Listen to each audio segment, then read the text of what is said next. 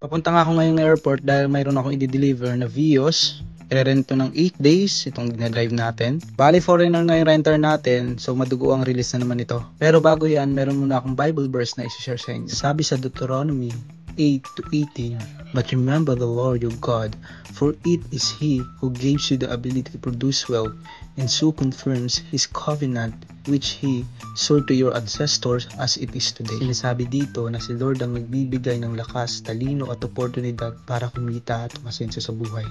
Hindi dahil magaling tayo, mabilidad tayo, kundi dahil pinagpapala niya tayo. Kaya dapat natin siyang laging pasalamatan at huwag kalimutan sa lahat na ginagawa natin sa buhay o negosyo.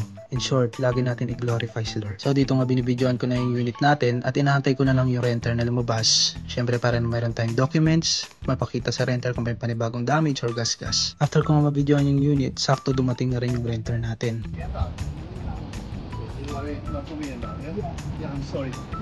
Dito nga in-explain ko na rin yung laman ng contact natin, kung anong bawal at iba pang laman ng contact natin. And syempre, masagot yung mga katanungan nila about sa unit and about sa contract natin.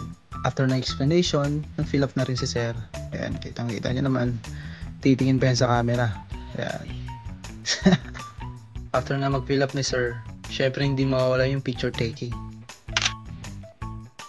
So after ko ma-release yung unit natin kay Sir, kinuha ko na rin to yung isang unit natin dahil ito yung gagamitin natin to week. So, sulit na biyahe ba ang hanap mo?